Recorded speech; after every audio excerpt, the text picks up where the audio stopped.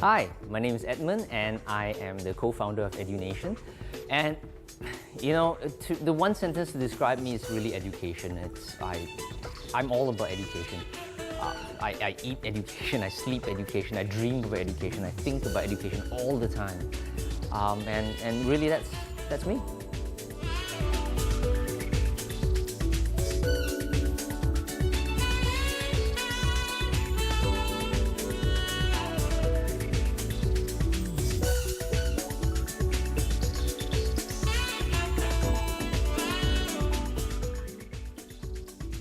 Hello, I'm Lakshmi Baker and you're watching In Person, and today we have with us Edmond Yap of EduNation, and EduNation has made it possible for every school-going child in Malaysia to access their syllabus online. Now, to find out more, we have to speak to the person himself. We have Edmond with us. Edmond, thank you so much for the opportunity. Hi, thank you. Hi. Hi.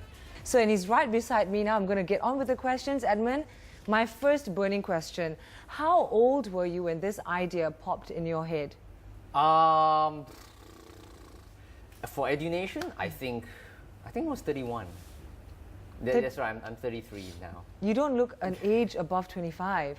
Wow. Yeah, it's crazy. You've had this insight at the age of 31 to make education free for all after your experience of meeting with a 15-year-old boy who you say couldn't put half and half together. Yes, that's right. How can you tell me a little bit more about this experience and how something like that led to EduNation?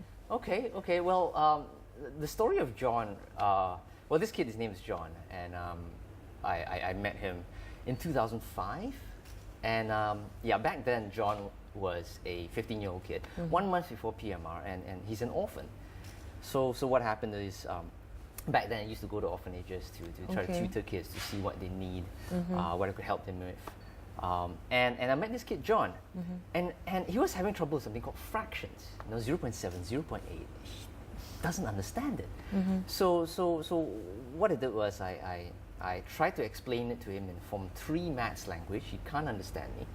I tried asking him Form 1 maths questions. He can't answer me. So I was like, what does John actually know? So I asked him a very simple, basic question. John, what is half plus half? And then he looked at me, and then he thought about it for a while, and then he said, 1/4. And it's like, oh my gosh, no, and it dawned on me, no wonder he hates school, no wonder he doesn't like school, no wonder he thinks school is a total waste of time. Because if you don't know what half plus half is, everything else is just mind-boggling, it's just confusing. So I took a newspaper, I rolled it up, and I said, John, how many newspapers is this? He said, 1. Great. Now I'm going to tear it in half. John, how many newspapers are there on my left hand? He said, half. Great. How many on my right hand? Half. Fantastic. Now, if I take half plus half and I put them back together again, what do you get? And then you see this eye, this spark. Yeah, like eureka, like all of life's mysteries are lifted. And then I got pissed off. Really, look, why didn't anybody show this to John in the 9 years he was in school? Yeah. And right after that I did something that I was totally not proud of. I ran. I never saw John again. In fact, John is not his real name, by the way, because I've only met him once. I ran. I never went back to another orphanage tutor again. And I think, looking back at that day, it's because I think I felt very helpless. Right. I felt very hopeless. Look, John is just one kid, and unless I spend an insane amount of time with him, he's not going to pass his SPM. And then there are like 30 more kids in that orphanage, and then there's all these other kids. And you feel overwhelmed because how you're desperate to make it better, but then you're overwhelmed because you're wondering, how am I, one person, going to make a change in all these children? And you know how easy it is to run away from problems. You just look the other way and hope it disappears. But then something happened, in that I never forgot about John. He keeps haunting me. I was an engineer back then. I was an engineer from 2002 to 2007. So in the midst of being an engineer, I was haunted by this question: how do you make a difference to these kids? How can you make that change? And for years I went on that search until really I stumbled upon the Khan Academy on TED.com, and I watched one of those videos. Right. Okay. That was February 2011. I was looking at a computer monitor, just surfing the internet, saw this video on Salman Khan and what he did for the Khan Academy and how he put the entire, a whole bunch of the American school syllabus stuff online, free for all the kids to use. And then I was like, this is it. Right. We needed this. We really needed this. And I stared at the computer screen for so long after the video shut down that the computer shut down, the screen went blank. I was still staring at the computer. Right. And that was it. I've been fighting for that ever since. How do you take a prototype like Khan Academy, all the way from the US, and duplicate it into a system in Malaysia? Actually, the funny thing is I thought it was very easy. And looking back, I realized I was very stupid, but I thought it was really easy. I mean, look, what's the big deal? You get someone to do a video, put it online. Hey, how difficult is that? Oh, it was very difficult. It was pretty crazy. This fascination you have. I mean, you genuinely have this fascination and interest in education. Yeah. Where did it start, Edmond? I mean, is it the way you? Does it have something to do with how you grew up or how you were schooled? Actually, yes. There's a few factors to this. One of the factors really comes back to yes, I was, I had a torrid time in school. I had a terrible time in school. Why is that? Because, you see, I've been beating myself up about this for years until I read this book called Personality Plus by Florence Littauer. Okay. And Personality Plus, they tell us that there are 4 different personalities. And one of them is something called sanguine. Okay? And sanguines, as much as we are fun-loving and kind of outgoing and stuff, but our weakness is that we are extremely forgetful. Right. We are very, very forgetful. And for years I thought I was stupid. No, because in school, right, I would have my friends, they would read a history book and go for the exams and get an A. I read the same history book 10 times and I get a C. Right. Right? Okay. Or it's terrible. I think many of us can relate to that, actually. And that makes me feel better. Yeah. and I really, when I was going through school, I thought I was stupid. Not the best of students. I think SPM only got 2 A's. That was maths and maths. And the rest I just, So, yeah. Yeah, So that's one of the things. Yeah, how is it like in EduNation? How is it working here? It's a volunteer system, Yeah. but how do you monetize it? Because it's, Right. how do you pay for all of this? How do you actually, yeah. There's a reason why we are a non-profit business. We're not a non-profit organization because it's a lengthy process to get become a charitable foundation and stuff like that. So we are a non-profit business, and the reason why we put it that way is so we can help people like John, because John's not going to pay for anything, okay? And help is so difficult to come by. So we are non-profit. Everything's totally free on edunation.my. Nothing is charged at all, ever. And so then the question was, how do we survive? How do we? And the Khan Academy has a philanthropist, and the Bill and Melinda Gates Foundation. We also have our own. After so long, such a long search, we found this guy who is a fantastic educator. His name is Raja Singham. He owns the Brickfields Asia College.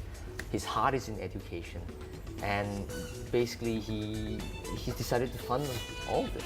Right. Okay. We're going to come right back, to find out more about his involvement with Raja Singham and how they together formed EduNation right after this break.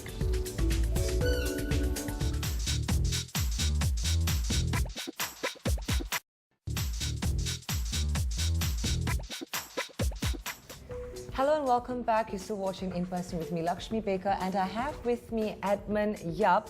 Edmond, you were mentioning earlier that this has been done. This was possible because you collaborated with Raja Singham of Brickfields Asia College. How did this collaboration happen?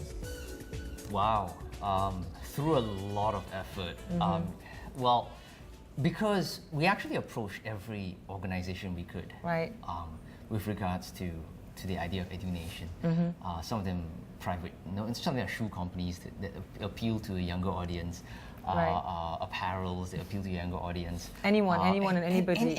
Any corporate organization we actually approached, particularly colleges actually. Yeah. So we thought they'd be interested in helping us because their entire market is really secondary school students.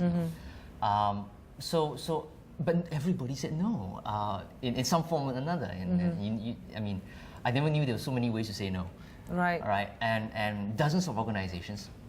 But even after a year, right, chasing after this dream, I never gave up. And so really, I think what happens is people close to me started realizing, this guy's for real. He's not going to go away. Did you have to knock on the same door twice? Well, I knocked on many doors twice. Right. But so what happened was they saw that we were serious, and they were friends. Felix, he's a friend to Raja Singham, and said, hey, let me introduce you to him. Okay. He seems to like your idea and stuff.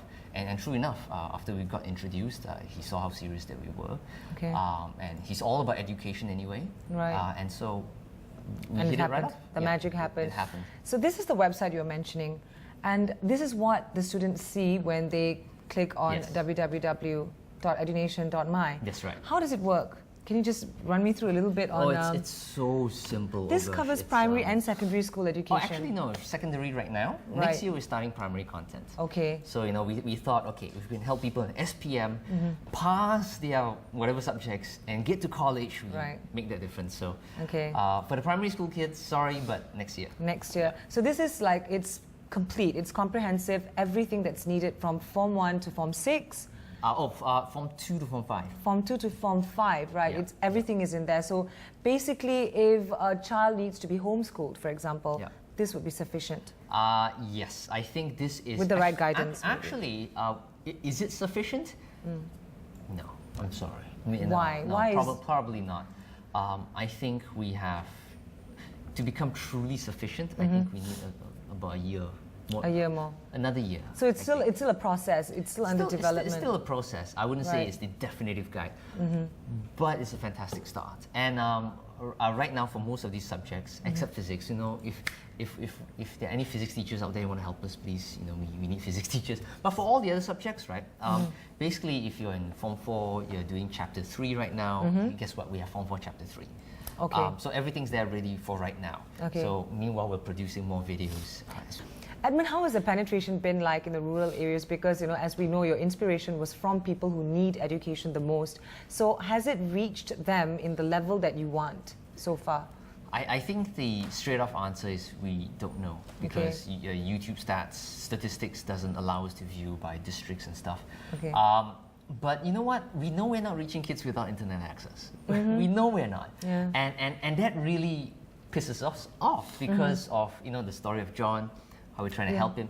And really, if you look at John, and if you go to the orphanage home he's in, they have one pathetic computer with, I don't know what internet access they have.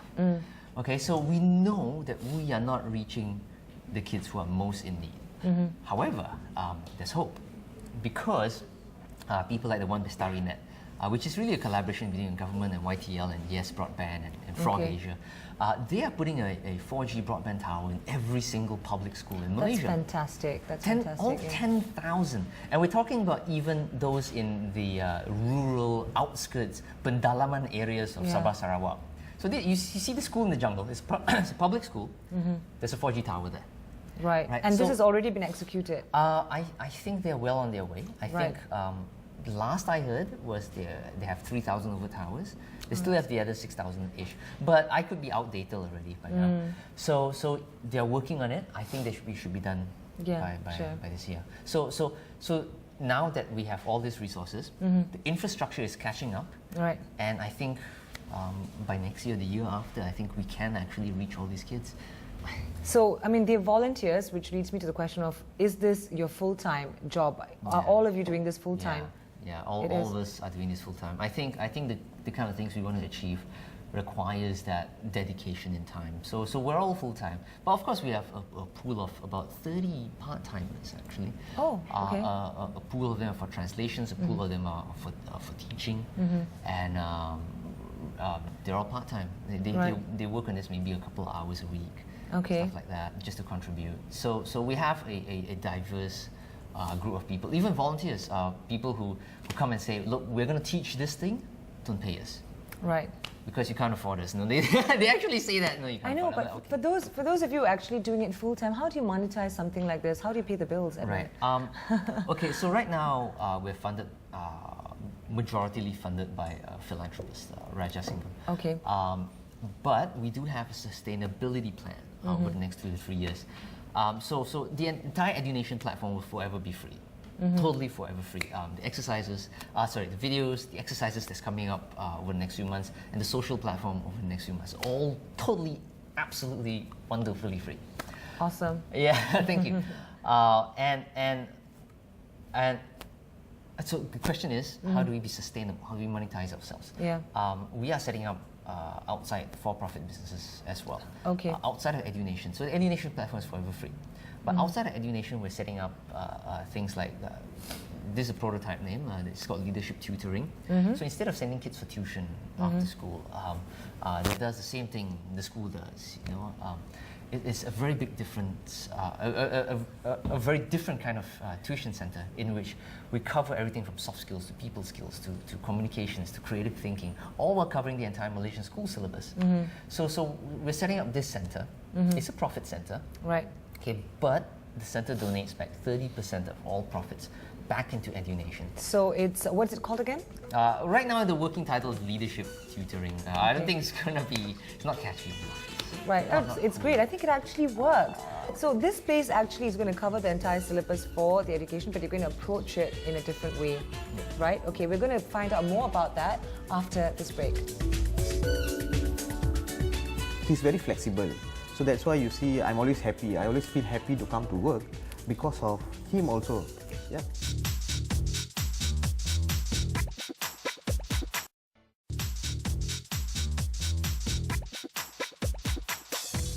He's very positive. Everything that is negative, he turns it into like positive.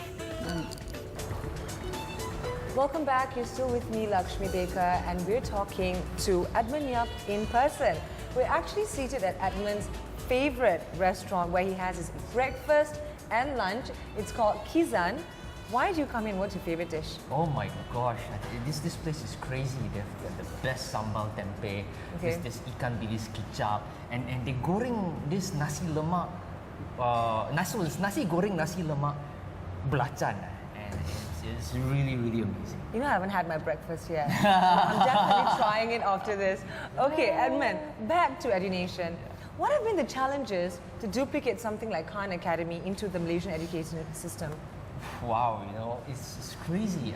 When I first started, I think I was too stupid to know it was difficult. And so I thought, you know, what's so hard about this? You create a video, you put it online, and hey, that's it, right? Yeah.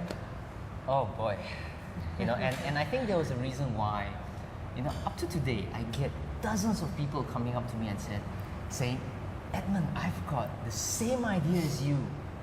Oh, but you did it first. That's right. And I meet so many people, and I can't imagine the amount of people that I haven't met yet. Yeah. And I think it's because when we start doing it, we realize, oh my gosh, this is difficult. Number one, there was the time thing. No, because at first this started out with no funding. We had zero funds. We needed volunteers. We needed people to take time off from their busy work, and you know, so time was a big issue. And then there was the money. Yeah. You know, because it required so much time, and I ran my own business back then, that I really didn't have enough time to get clients. What were you doing? Well, I was doing corporate training for a while, soft skills training on public speaking, Right. people skills, communications, Right. Things like that. I did some youth programs as well. So time was a big issue. Money was a huge issue. And then we came up with so many challenges, like some volunteers would come for a while and then, don't Yeah, go. half-hearted, you know, yeah, they don't finish. Well, I mean, I tell you, most of our volunteers, they have fantastic hearts. They want, with fantastic hearts, they want to help out. Of course. But then life comes in, Yes. you know, all the challenges. And because we had little time, no money, then I realized, oh my gosh, this is difficult. This is difficult. In fact, we went broke chasing after this. Right. Went broke. And for how long is this period where you think that nothing is happening? You know, I mean, how long can one go on without any money, and you really need to have a lot of grit to actually wait for something to have some sort of turnover or signs of... There were so many times that I just wanted to give up.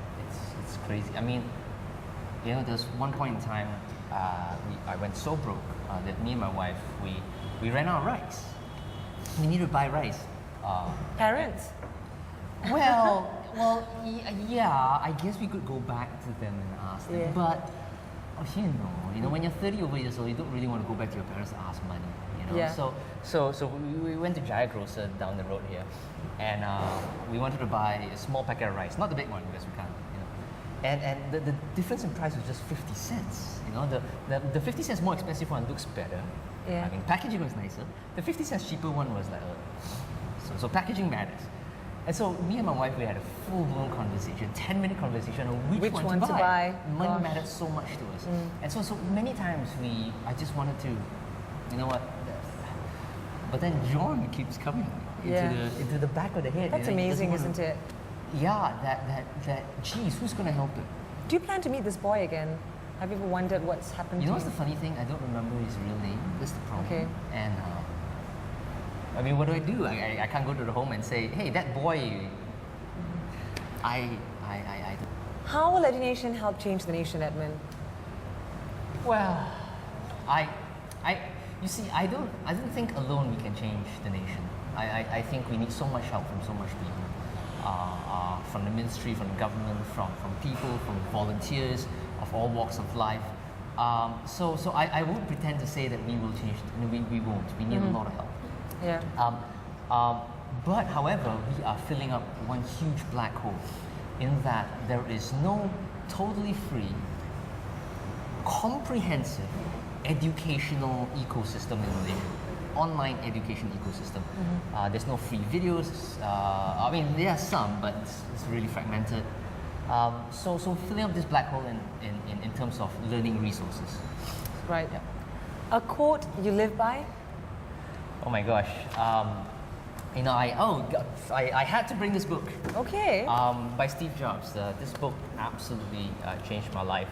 And one of the quotes that Steve Jobs made is that, you know, remembering that I'll be dead soon is the most important tool I've ever encountered to help me make the big choices in life.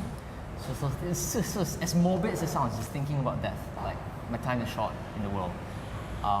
Does money really matter? You know, if I'm Right. broke, so what? And then he goes on to say that remembering that you are going to die is the best way I know to avoid the trap of thinking that you have something to lose. You are already naked. There is no reason not to follow your heart. So that really struck me, because when I read that quote, I was really broke before we found our funding. And this really resonated with me because it was such a struggle to get EduNation up. Okay, I have a quick fire session for you. Michael Jackson or Russell Brand? Oh, definitely Russell Brand. Okay, not surprised. Nasi lemak or char kway teow? Char kway teow. Okay, Chinese at heart. Bora Bora or Niagara Falls? Oh, Bora Bora. Bora Bora. Definitely. Romantic. Last but not least, Edmond, cats or dogs? Oh, definitely cats. Definitely cats. Especially if they're fat and cuddly and you can Cat rub their cats. tummy. Okay, do you have a cat? I have 3 cats. Amazing. Yeah. It's been wonderful sharing this space with you. Edmond, thank you so much for sharing you're your welcome. space with us. It's been a pleasure getting to know you in person. All right, and keep doing what you're doing, and we'll definitely be in touch to find out how well EduNation progresses. I'm sure it's going to Thank do you. great. Thank you. All right, stay tuned for another great episode of In Person, when we're going to interview another inspiring, stimulating, stirring personality. Bye for now.